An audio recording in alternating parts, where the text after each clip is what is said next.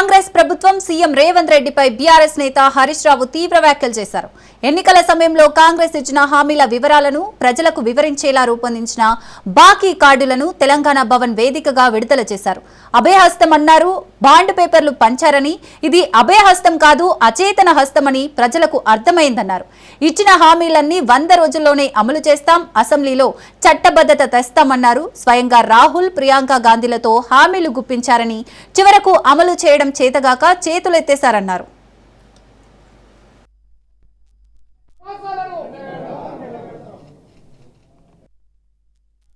Guarantee కార్డులను ఇంటింటికి పంచి ఓట్లు వేసుకొని అధికారంలోకి వచ్చారు. కానీ ఈ గ్యారంటీ కార్డు ఇలా గ్యాసిప్ కార్డు అయిపోయింది. అంతా మోసం, అంతా దగా కార్డుగా తెలిపోయింది. ఆ రోజు అధికారంలోకి వచ్చిన మొదటి క్యాబినెట్లోనే మేము తీర్మానం చేస్తాము, మొదటి శాసనసభలో చట్టబద్ధత తెస్తాము, 100 రోజుల్లో అమలు చేస్తామని హామీలు ఇచ్చారు. రేవంత్ రెడ్డి చెప్తే నమ్మతారో నమ్మరో అని గాంధీల మాటగా ప్రచారం చేశారు. ఎన్నికల ముందేమో రజనీకాంత్ లెక్క మాట్లాడిండు, ఎన్నికలు అయినాక రేవంత్ రెడ్డి గజనీకాంత్ లాగా మారిపోయింది. ఈరోజు ఇవాళ ఇప్పుడు అన్ని కటింగ్లే, ఏది చూసినా కటింగ్లే పెడుతుండు. ఎట్లా ఉందంటే చీఫ్ మినిస్టర్ అంటే చీఫ్ మినిస్టర్ రేవంత్ రెడ్డి కాదినా, cutting minister, cutting master Revanth Reddy అయిపోయింది. ఈయన చీఫ్ మినిస్టర్ రేవంత్ రెడ్డి కాదు, కటింగ్ మాస్టర్ రేవంత్ రెడ్డి. రేవంత్ రెడ్డి ప్రభుత్వానికి కూడా కాలం దగ్గర పడ్డది. ప్రజలు నిలదీసి తిరగబడే రోజులు దగ్గరలో ఉన్నాయి. ఇలా ప్రధాన ప్రతిపక్షంగా ప్రజల పక్షాన ప్రశ్నించడం మా బాధ్యత. మేమేం గొంతమ్మ కోరికలో కొత్త కోరికలు అడుగుతలేం. ఆనాడు బాండ్ పేపర్ మీద ఒకవైపు బట్టి విక్రమార్క, ఒకవైపు రేవంత్ రెడ్డి, మీరిద్దరే సంతకాలు పెట్టి ఇది మా గ్యారంటీ అని కార్డులు పంచారు. గాంధీలు వచ్చి ఇక్కడ ఉపన్యాసాలు ఇచ్చారు. మీరు సంతకాలు పెట్టిన బాండ్ పేపర్ మీద చేసిన దాన్ని 100 రోజుల్లో అమలు చేస్తామన్న దాన్ని ఎప్పుడు అమలు చేస్తారని ప్రధాన ప్రతిపక్షంగా ఈరోజు బీఆర్ఎస్ పార్టీ ప్రశ్నిస్తా ఉంది. స్థానిక సంస్థల ఎన్నికల్లో బీసీలకు 42% రిజర్వేషన్లకు మద్దతిస్తున్నామని బీజేపీ రాష్ట్ర అధ్యక్షుడు రామచంద్రరావు తెలిపారు. బీసీ రిజర్వేషన్లు ఇప్పటికే ఆలస్యమైందన్నారు. జీవో ప్రకారం ప్రభుత్వం ఎన్నికలను నిర్వహించాలని అన్నారు. స్థానిక సంస్థల ఎన్నికలకు బీజేపీ సిద్ధంగా ఉందని రామచంద్రరావు తెలిపారు. జియో 42% బీసీ రిజర్వేషన్లని ఈరోజు ప్రకటించడం జరిగింది. మేము భారతీయ జనతా పార్టీగా పదే చెప్తా ఉన్నాం, మీరు ప్రకటించిందే మేము మద్దతు పలుకుతామని. ఈ మాట ముందు చేస్తే బాగుంటుంది. ఇప్పటికే ఆలస్యమైంది, సంతోషం. ప్రభుత్వంలో చేసింది. భారతీయ జనతా పార్టీ పూర్తిగా ఈ యొక్క జియో ప్రకారం ఎన్నికలు పెట్టాలని చెప్పేసి కూడా ఈ ప్రభుత్వాన్ని కోరుతున్నాం. భారతీయ జనతా పార్టీ మద్దతు తప్పకుండా దీనికి ఉంటుందని చెప్పేసి మేము చెప్తా ఉన్నాం. భారతీయ జనతా పార్టీ ఈ యొక్క స్థానిక ఎన్నికల్లో ఇప్పటికే తయారై ఉన్నాం. తప్పకుండా మంచి గెలుపు భారతీయ జనతా పార్టీ ఉంటుందని చెప్పేసి స్థానిక సంస్థల్లో బీసీలకు 42% రిజర్వేషన్లను బీజేపీ స్వాగతిస్తుందని ఎమ్మెల్యే పాయల్ శంకర్ తెలిపారు. న్యాయపరమైన చిక్కులు లేకుండా ఎన్నికలు జరపాలని ఆయన సూచించారు. కాంగ్రెస్ నాయకుల మాటలు చూస్తే అనుమానం కలుగుతుందన్నారు. రాహుల్ ప్రధాని అయ్యాక అమలు చేస్తామని మాట్లాడుతున్నారని అన్నారు. రాహుల్ ప్రధాని అయ్యే అవకాశం లేదు, కానీ కాంగ్రెస్ నాయకులు ఎందుకు అలా మాట్లాడుతున్నారో అర్థం కావడం లేదన్నారు. కాంగ్రెస్ పార్టీ కామారెడ్డి డిక్లరేషన్ను ఎమ్మెల్యే పాయల్ శంకర్ డిమాండ్ చేశారు. మేము జీవో ఇస్తాం, అమలు చేస్తాం రిజర్వేషన్లని మాట్లాడుతూ మరోపక్క కొన్ని సందర్భాల్లో కాంగ్రెస్ పార్టీ నాయకులు 42% రిజర్వేషను, బీసీ రిజర్వేషను మా రాహుల్ గాంధీ గారు ప్రధానమంత్రి అయిన తర్వాత తప్పకుండా అమలు చేసే బాధ్యత మాది అని మాట్లాడాను. మాకు ఆ మాట విన్నప్పుడల్లా, గుర్తుకొచ్చినప్పుడల్లా కొంత భయం వేస్తున్నది. ఎందుకు వాళ్ళకు అనుమానం వచ్చింది? రాహుల్ గాంధీ అయితే ఈ మధ్యన ప్రధానమంత్రి అయ్యేటటువంటి అవకాశాలు లేవు. ఏది ఏమైనా కాంగ్రెస్ ప్రభుత్వానికి విజ్ఞప్తి చేస్తూ ఉన్నాం, కేవలం బీసీలను ఆశల పల్లకిలో ఊరేగించకుండా జీవో ఇచ్చినందుకు మనస్ఫూర్తిగా ప్రభుత్వానికి అభినందనలు తెలియజేస్తూ ఉన్నాం.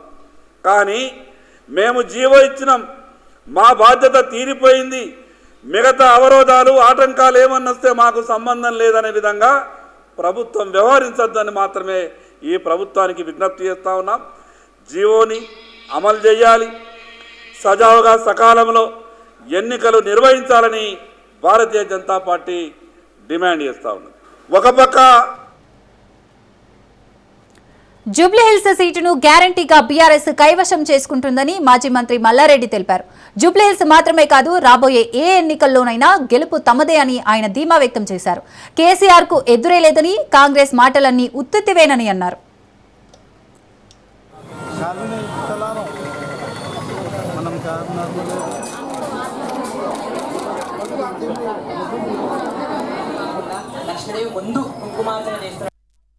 గ్యారంటీగా జూబ్లీహిల్స్ సీటు మాదే, టీఆర్ఎస్ దే, సమస్యనే లేదు. ఇప్పుడు ఏ ఎలక్షన్ వచ్చినా టీఆర్ఎస్ దే గెలుపు, కేసీఆర్ దే గెలుపు, సెకండ్ థాట్ లేదు, రెండు ఆలోచన లేనే లేదు. ఉత్తుత్త మాటలు అన్ని 6 గ్యారంటీలు ఉత్తుతుంది, బతుకమ్మ చీరలు ఉత్తుంది, అన్ని ఉత్తుతుంది. ఇప్పుడు మాకు అన్ని మంచి రోజులు వచ్చినాయి. ప్రతి ఎలక్షన్ మేమే టీఆర్ఎస్ పార్టీ గెలుస్తాం. గ్యారంటీగా దేశంలో అద్భుత ఆవిష్కరణలు జరుగుతున్నాయన్నారు సీఎం చంద్రబాబు. ప్రపంచంలోనే భారతీయులు శక్తివంతంగా మారారన్నారు. ప్రధాని ముందు చూపుతో మోడీ అనేక సంస్కరణలు తీసుకొచ్చారని, ప్రతి ఒక్కరి దగ్గర స్మార్ట్ ఫోన్ ఉండాలన్నారు. వాళ్ళందరినీ కూడా మనం అభినందించాల్సిన అవసరం ఉంది. బిఎస్ఎన్ఎల్ 4G స్టాక్ కోసం ఒక నమ్మకంతో స్టార్ట్ చేశారు. IITs, BSNL, MTNL and TEC created bold blue print తయారు చేశారు. TCS కూడా ఇందులో జాయిన్ అయింది. CDOT I'm very happy, back bone అవసరమైనటువంటి కోర్ బ్యాక్ బోన్ తయారు చేశారు. Tejas for radio access networks తయారు చేశారు. ఒక్కసారి 4G వచ్చిన తర్వాత ఇంక ఏది కూడా అసాధ్యం కాదు. ఎవ్రీ 10 years ఒకసారి ఇవి మారుతూ ఉంటాయి.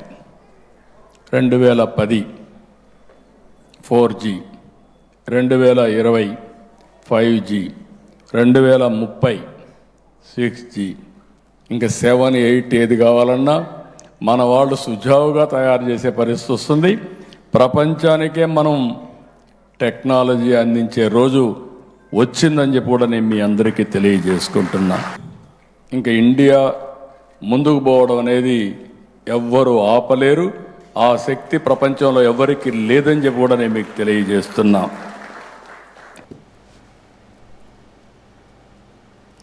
సభ్యుల ప్రశ్నలకు ఎదురుదాడి లేదా తప్పించుకొని తిరగడం తప్ప సమాధానం చెప్పడం లేదన్నారు వైసీపీ ఎల్పీ నేత బొత్స సత్యనారాయణ. రైతులు ఇబ్బందులు పడుతున్నా యూరియాపై చర్చించడానికి అంగీకరించలేదన్నారు. తాము ప్రజల తరపున పోరాటం చేస్తూనే ఉన్నామని, సూపర్ 6 సూపర్ హిట్ అన్నారు. 10 చెప్పి 3 మాత్రమే అమలు చేస్తే సూపర్ హిట్ అవుతుందా అని ప్రశ్నించారు. కార్మికుల పని గంటలు పెంచే బిల్లు వ్యతిరేకించామని, ఆ బిల్లులో భాగస్వామ్యం కామని చెప్పామన్నారు. ఒక బాధ్యతాయుతమైన విధంగా ఏ ప్రశ్నకి సమాధానం లేదు. చేస్తున్న విధానాలు కూడా ప్రశ్నిస్తే వాటికి కూడా వాళ్ళ దగ్గర నుంచి స్పందన లేదు. ఎంతసేపు ఇది ఎదుగుతాడి లేకపోతే ఆయన తప్పించి తిరగాలి. దాని నుంచి ఏ విధంగా దీంట్లోంచి బయటపడాలా అని ఇవాళ అగ్రికల్చర్ అయితే యూరియా గురించి మాట్లాడమని గొడవ పెట్టిన ఎప్పుడుకొచ్చి వాళ్ళు స్పందించారు. అక్కడ రైతులు కష్టాలు పడుతున్నా వీళ్ళ దగ్గర స్పందన. సూపర్ 6 సూపర్ హిట్ అన్నారు కదా, ఆ సూపర్ 6 సూపర్ హిట్ చెప్పాలి కదా. ఓ 3 పనులు చేసి మా 7 వాగ్దానాలు చేసి 3 వచ్చి అరకొరగా చేసి సూపర్ హిట్ అయిపోయిందని వాళ్ళంతా వాళ్ళు నిలుచుకుంటే అయిపోద్దా? శాసనమండలిలో మనం వాడిని వినిపించాం. ప్రతి అంశాన్ని రావాలని పట్టుబట్టాం. ఏదైతే కార్మికుల తాలూకా పని గంటలు పెంచే బిల్లు ఉందో అది చాలా తప్పు. మీరు కార్మిక సంఘంతో మాట్లాడలేదు. మీరు ఏకపక్షంగా తీసుకున్న నిర్ణయం వాళ్ళు ఇబ్బంది పడతారని చెప్పాను. దాని తర్వాత ఉపచర్చలు అన్నీ అయ్యాయి. ఆ బిల్లు మాత్రం అది ఆగింది. ఆ బిల్లు ఆపగలిసాం. ఎందుకంటే ఒక సాంప్రదాయాన్ని రాష్ట్రంలో ఉండాలని ఒక తపంతో దాన్ని ఆపగలిసాం. యాదాద్రి భువనగిరి జిల్లాలో భారీ వర్షాలు కురుస్తున్నాయి. వలిగొండ మండలం భీమలింగం వద్ద లో లెవెల్ బ్రిడ్జిపై నుంచి మూసీ నది ఉధృతంగా ప్రవహిస్తుంది. మూసీ వరద నీరు ప్రమాదకరంగా ప్రవహిస్తుండటంతో బ్రిడ్జిపై ఎవరూ ప్రయాణించకుండా పోలీసులు లో లెవెల్ బ్రిడ్జికి ఇరువైపులా బారికేడ్లు ఏర్పాటు చేశారు. దీంతో సంగెం పరిసర గ్రామాలకు రాకపోకలు నిలిచిపోయాయి. భువనగిరి నియోజకవర్గ వ్యాప్తంగా భారీ వర్షం కురిసింది. నిన్నటి నుంచి బ్రిడ్జిపై రాకపోకలు నిలిపివేశారు.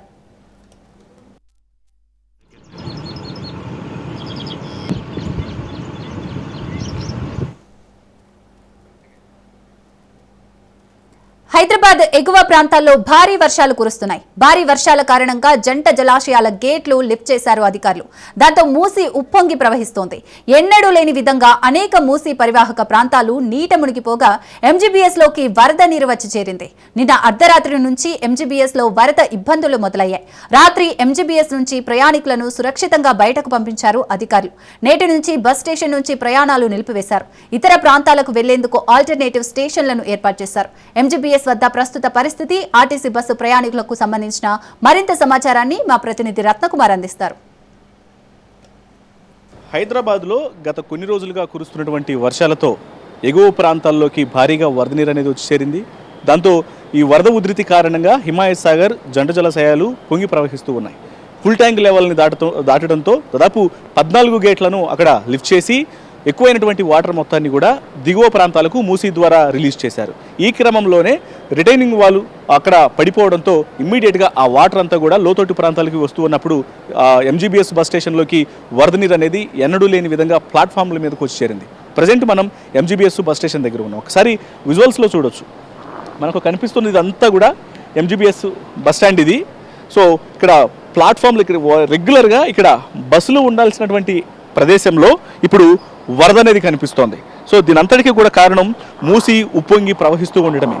ప్రస్తుతం బతుకమ్మ దసరా పండుగలకు సంబంధించి నిత్యం హడావిడిగా, ఎందుకంటే హైదరాబాదు మహానగరంలో చాలా ముఖ్యమైనటువంటి ఎక్కువ రష్ కలిగినటువంటి బస్ స్టేషన్ ఈ ఎంజీబీఎస్ బస్ స్టేషన్. అట్లాంటిది ఇప్పుడు ప్రయాణికులు లేకుండా వెలవెలబోవడం మాత్రమే కాకుండా వరద కమ్మేసినటువంటి పరిస్థితి కనిపిస్తుంది. నిన్న రాత్రి అర్ధరాత్రి 12 గంటల ప్రాంతంలో ఒక్కసారిగా మూసీ నుంచి వరద అనేది బస్టాండ్లోకి వచ్చి చేరింది. ప్రస్తుతం ప్లాట్ఫామ్ల వరకు కూడా ఈ యొక్క వరద అనేది చేరింది. దీంతో వాహనాల రాకపోకలను పూర్తిగా నిలిపివేయడం జరిగింది. ఇక్కడ నుంచి ఎంజీబీఎస్ నుంచి ప్రయాణాలను పూర్తిగా అధికారులు నిలిపివేసి వీటన్నింటికి సంబంధించి కూడా ఆల్టర్నేటివ్స్ను చూపించడం జరిగింది. మనం ఒకసారి విజువల్స్లో చూడొచ్చు, ఎవరైతే ఇటు అత్యవసరంగా ఇక్కడ వరద ఉధృతి ఉంది, ఇక్కడ లోపలికి వాటర్ వచ్చేసింది అన్నటువంటి విషయం తెలియక ప్రయాణాలు చేయాలని వచ్చేటువంటి ప్రయాణికులు అందరూ కూడా వచ్చి వాళ్ళు బయటికి వెళ్ళాలనుకున్నప్పుడు ఇమ్మీడియట్గా అక్కడ ఒక ఆల్టర్నేటివ్ ఏర్పాటును చేశారు.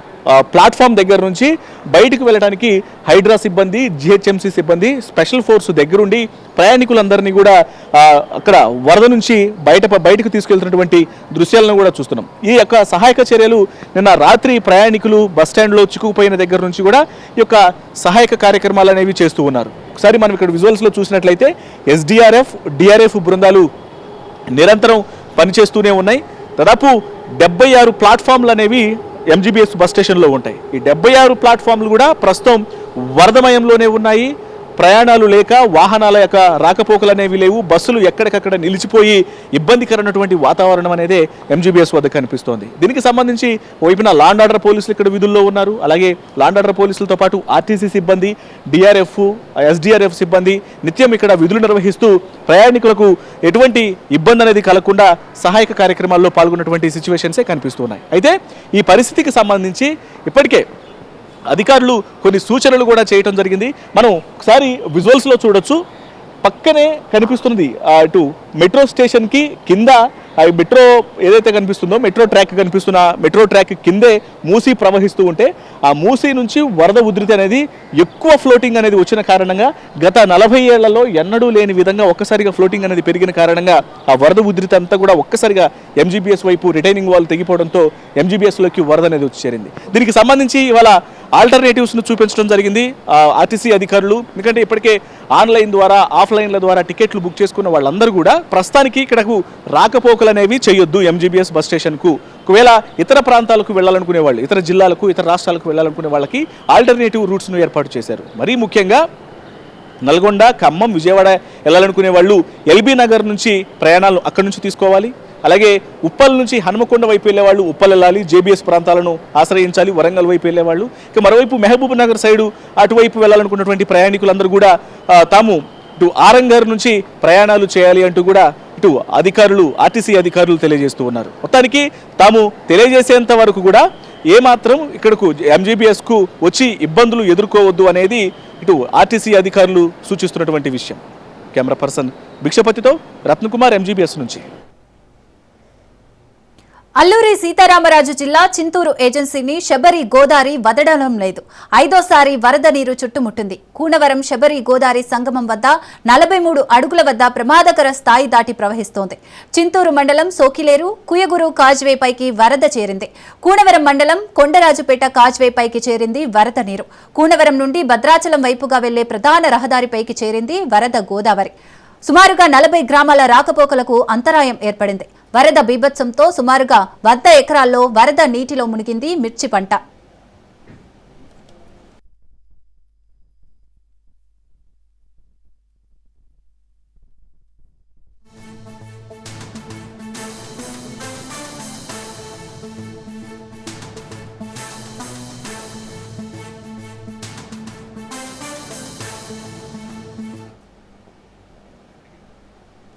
అంబేద్కర్ కోనసీమ జిల్లాలో భారీగా వర్షాలు కురుస్తున్నాయి. పి గన్నవరం మండలం చాకలిపాలెం వద్ద ఎగువ నుంచి వస్తున్న వరద ఉధృతికి కనకాయ లంక కాజ్వే నీట మునిగింది. ఈ సీజన్లో 3వసారి వరద ముంచెత్తడంతో తీవ్ర ఇబ్బందులకు గురవుతున్నారు లంక ప్రజలు. పడవలపై లంక గ్రామాల ప్రజలు రాకపోకలు సాగిస్తున్నారు.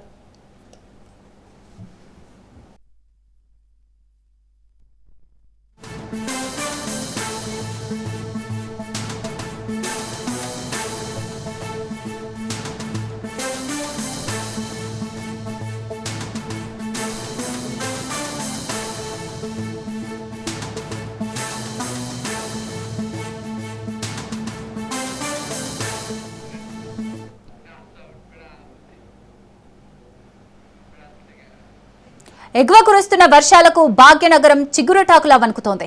అత్తాపూర్ మొదలుకొని పురాణాపుల్ మీదుగా చాదర్గఢ్ దగ్గర మూసి మహోగ్ర రూపం దాల్చింది. చాదర్గఢ్ లోయల్ బ్రిడ్జ్ పూర్తిగా నీట మునిగిపోయింది. దీంతో హైదరాబాద్, విజయవాడ మధ్య వాహనాల రాకపోకలకు అంతరాయం ఏర్పడింది. మూసి ఉధృతితో పరివాహక ప్రాంతాల్లో హైడ్రా సిబ్బంది రంగంలోకి దిగింది. ఎగువన కురుస్తున్న భారీ వర్షాలతో మూసి ఇంతలా ఉగ్రరూపం దాల్చింది. ఉమ్మడి రంగారెడ్డి జిల్లాలో 2 రోజులుగా కురుస్తున్న భారీ వర్షాల ప్రభావంతో మూసి నరికి వరద పోతెత్తింది. నలువైపుల నుంచి వస్తున్న వరద నీటితో మూసి మహోగ్ర రూపం దాల్చింది.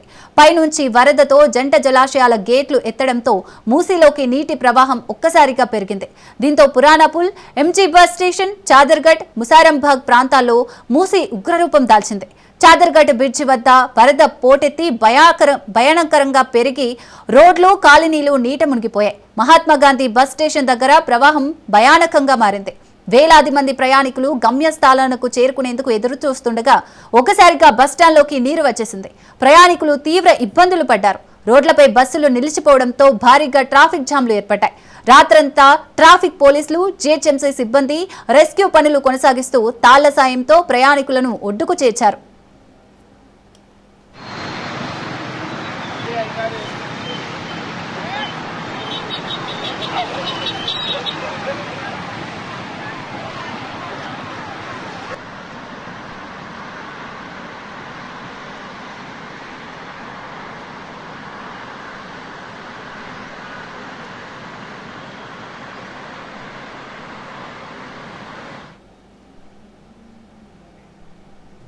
నంద్యాల జిల్లా మహానందిలో ఎడతెరిపి లేకుండా వర్షం కురుస్తోంది. భారీ వర్షాల నేపథ్యంలో పాలేరువాగు పొంగి పొర్లుతోంది. పాలేరువాగు లోతట్టు ప్రాంతంలో ఉన్న ప్రజలను అధికారులు అప్రమత్తం చేశారు. గాజులపల్లె, మహానంది మధ్య రాకపోకలు బంద్ అయ్యాయి. 100 ఎకరాల్లో అరటి, పసుపు పంటలు నీట మునిగాయి.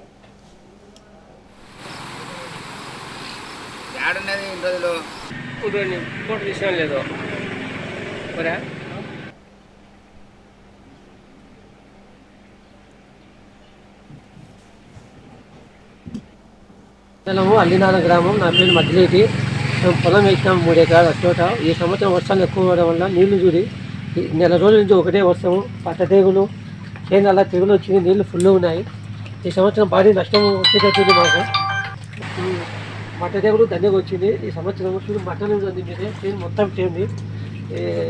ఈ సంవత్సరం వచ్చిన వల్ల రేటు కూడా ఏం లేదు. చోట కేజీ 10 రూపాయలు లేదు. ఇప్పుడు ఈ సంవత్సరం భారీ నష్టం వచ్చినట్టుంది. గవర్నమెంట్ కూడా ఆదుకోవాలి రైతులకు, అటువంటి రైతులకు ఆదుకోవాలనుకుంటున్నాం. మొత్తం ఎక్కువ ఉండడం వల్ల తెగులు ఎక్కువ ఉంది. తెగులు మీద మొత్తం మటన్ విత్తనాన్ని మండలము అల్లినాల గ్రామం. జయశంకర్ భూపాల్పల్లి జిల్లాలో భారీ వర్షం కురుస్తోంది. కాటారం మండలంలో గత 4 రోజులుగా భారీ వర్షాలు కురుస్తున్నాయి. దీంతో వాగులు వంకలు ఉధృతంగా ప్రవహిస్తున్నాయి. మల్లారం గంగాపురి మధ్య అలుగు వాగుకు వరద పోటెత్తింది. దీంతో పలు గ్రామాలకు రాకపోకలు నిలిచిపోయాయి. అదేవిధంగా పలు పంట పొలాలు నీట మునిగాయి.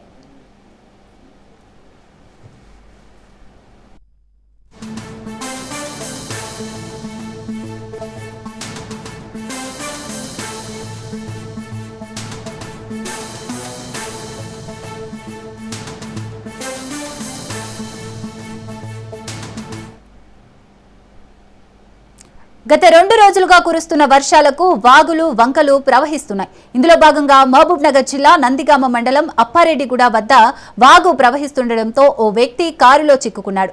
దీనిని గమనించిన స్థానికులు వెంటనే అప్రమత్తమై కారులో నుండి వ్యక్తిని బయటకు తీసుకొచ్చారు.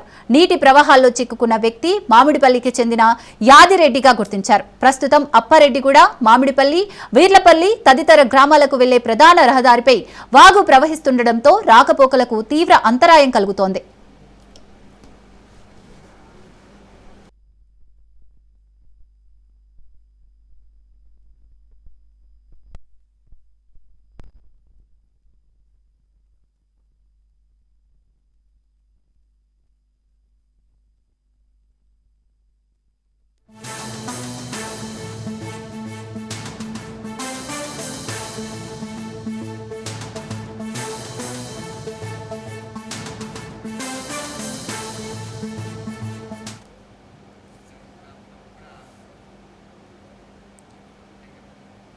రాజ్ న్యూస్ కథనాలపై అధికార యంత్రాంగం స్పందించింది. కాగ్నావాగు ఉధృతంగా ప్రవహిస్తుండటంతో వికారాబాద్ జిల్లా వీర్శెట్టిపల్లి జల దిగ్బంధంలో చిక్కుకుంది.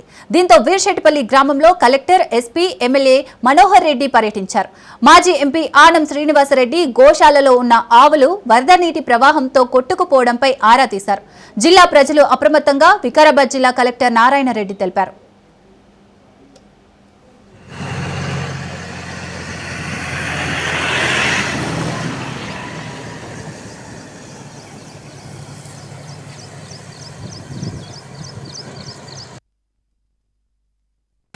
మహబూబ్నగర్కు సంబంధించినటువంటి వ్యక్తి శ్రీనివాస్ రెడ్డి మాజీ ఎంపీ గారి ఫామ్ హౌస్ ఉండడం, దాంట్లో 140-136 ఆవులు కట్టేయడం వలన తాళ్లతో వీటిని ఎక్కడనే ఉండడం వలన అనుకోకుండా రాత్రి వచ్చినటువంటి వరదలో అవి ఇప్పుడు ఏ పరిస్థితిలో ఉన్నదో తెలియని పరిస్థితి. దాన్ని తెలుసుకోవడానికే ఈ రోజు ఫైర్ సిబ్బందిని కానివ్వండి, హైదరాబాద్కి వెళ్లి ఎస్డీఆర్ఎఫ్ వాళ్ళని కానీ, మా పోలీసు బృందం, రెవెన్యూ బృందం అందరూ కూడా వచ్చి ఉదయం 8 గంటల నుంచి వీలైనంత వరకు పశువులన్నింటినీ కాపాడాలని ఒక మంచి ఉద్దేశంతో ప్రయత్నం చేస్తా ఉన్నారు. ప్రజలు కూడా సహకరించి అందరూ కూడా ప్రయత్నం చేస్తా ఉన్నారు. ఆ భగవంతుడు ఆవులని సాధ్యమైనంత వరకు రక్షించాలని చెప్పి కోరుకుంటూ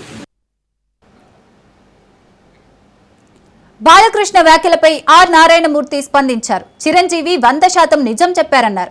జగన్ ప్రభుత్వం ఎవరిని అవమానించలేదని, జగన్ను కలిసిన వాళ్లలో తాను కూడా ఉన్నానన్నారు. జగన్ సానుకూలంగా స్పందించారని, సినిమా వాళ్లకు జగన్ ఎంతో గౌరవం ఇచ్చారన్నారు. చిరంజీవిని అవమానించారన్న ప్రచారం అబద్దమన్నారు. చిరంజీవి వల్లే సమస్య పరిష్కారమైందని వివరించారు ఆర్ నారాయణమూర్తి.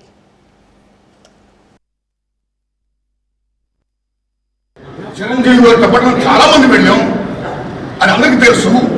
కాబట్టి ఆనాడు ఏమైతే అక్కడ సీఎం గారితో మాట్లాడుకున్నామో, ఏం చర్చలు జరిగాయో అవన్నీ కూడా మీకు media is the most powerful media, right? మీడియాలో చూడండి మీరు ఏం జరిగిందో, దట్ ఈస్ సత్యం, అది చూడండి. సో బాలకృష్ణ గారు తెలిసి ఉండొచ్చు, తెలియకపోవచ్చు అని చెప్పారు. సో నేను బాలకృష్ణ గారి గురించి మాట్లాడుకోవాలా.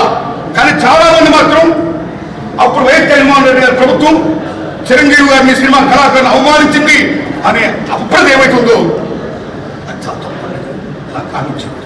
Nobody have a right to assassinate other characters. Such an important.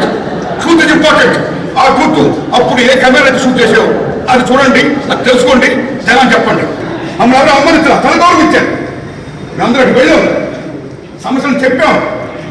CM Jaganmohan Reddy గారు సానుకూలంగా స్పందించారు. పేరు గారి గారితో మాట్లాడి ఏం కావాలో మొత్తం తీసుకోండి అన్నీ మనం చేద్దాం అని చెప్పారు. ఇదే తెచ్చుకోండి, ఓకే. ఆ సమస్యలు ఇంకా ఉన్నాయి. ఆయన ప్రభుత్వం ఇప్పుడు లేదు. ఇప్పుడు మన చంద్రబాబు నాయుడు గవర్నమెంట్ వచ్చింది. ఇప్పుడు ఈ గవర్నమెంట్లో ఆనాడు ఎక్కడ ప్రియాంబుల్, గత గవర్నమెంట్లో ఏ ప్రియాంబుల్ ఉందో, ఏ ప్రజలకు ఏ సమస్యలు ఉన్నాయో, ఏ industry, cinema industry, anybody anything else, వాళ్ళకి ఏ సమస్యలు ఉన్నాయో అకార్డింగ్ టు ప్రియాంబుల్ గత ప్రభుత్వంలో ప్రజలు విన్నవించుకున్న విన్నపాలు ఏమైతే ఉన్నాయో ఆ విన్నపాలని ఇప్పుడు, ఆ సమస్యలు ఇప్పుడున్న ప్రభుత్వం చంద్రబాబు నాయుడు హయాంలో నెరవేర్చాలని, దానికి సినిమాటోగ్రఫీ మంత్రి గారు దుర్గేష్ గారు సహకరించాలని, మన తెలుగు ఇండస్ట్రీకి వెళ్ళి ఇవాళ డిప్యూటీ సీఎంగా ఉన్న పవన్ కళ్యాణ్ గారు చొరవ తీసుకోవాలని నేను విజ్ఞప్తి చేస్తూ మా సమస్యల్ని, మన పరిశ్రమ సమస్యల్ని క్లియర్ చేయాల్సిందిగా మనస్ఫూర్తిగా వారిని కోరుకుంటున్నాం. Thanks a lot. చిరంజీవి గారితో పాటు మనం చాలామంది వెళ్ళాం, అది అందరికీ తెలుసు. కాబట్టి ఆనాడు ఏమైతే అక్కడ సీఎం గారితో మాట్లాడుకున్నామో, ఏం చర్చలు జరిగాయో అవన్నీ కూడా మీకు media is the most powerful media, right? మీడియాలో చూడండి మీరు ఏం జరిగిందో, దట్ ఈస్ సత్యం, అది చూడండి. సో బాలకృష్ణ గారు తెలిసి ఉండొచ్చు, తెలియకపోవచ్చు అని చెప్పారు. సో నేను బాలకృష్ణ గారి గురించి మాట్లాడదలుచుకోవాలా. కానీ చాలామంది మాత్రం అప్పుడు వైఎస్ జగన్మోహన్ రెడ్డి గారి ప్రభుత్వం చిరంజీవి గారిని, సినిమా కళాకారుని అవమానించింది అనే అప్రద ఏమైతుందో అది చాలా తప్పండి. అలా కానించింది. Nobody have no right to assassinate other characters. Such an important. Truth is important. ఆ ట్రూత్ అప్పుడు ఏ కెమెరా అయితే షూట్ చేసావు అది చూడండి, అది తెలుసుకోండి, జనాన్ని చెప్పండి. మమ్మల్ని ఎవరు అమ్మనిచ్చా, తన గౌరవించారు. మేమందరూ అక్కడికి వెళ్ళాం, సమస్యలను చెప్పాం. సీఎం జగన్మోహన్ రెడ్డి గారు సానుకూలంగా స్పందించారు.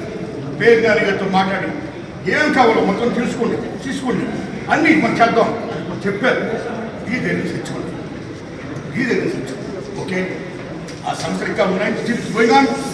ఆయన ప్రభుత్వం ఇప్పుడు లేదు. ఇప్పుడు మన చంద్రబాబు నాయుడు గవర్నమెంట్ వచ్చింది. ఇప్పుడు ఈ గవర్నమెంట్లో ఆనాడు ఎక్కడ ప్రియాంబుల్, గత గవర్నమెంట్లో ఏ ప్రియాంబుల్ ఉందో, ఏ ప్రజలకు ఏ సమస్యలు ఉన్నాయో. ప్రభుత్వ విప్ ఆది శ్రీనివాస్ తో సిరిసిల్ల కలెక్టర్ కు ఏర్పడిన వివాదం వేటు వరకు దారితీసింది. తాజాగా రాజన్న సిరిసిల్ల జిల్లా కలెక్టర్ సందీప్ కుమార్ జూ బదిలీ అయ్యారు. కలెక్టర్ బదిలీ సందర్భంగా సిరిసిల్లలోని విద్యానగర్లోని హనుమాన్ టెంపుల్ వద్ద టపాసులు పేల్చి 11 కొబ్బరికాయలు కొట్టారు పట్టణవాసులు.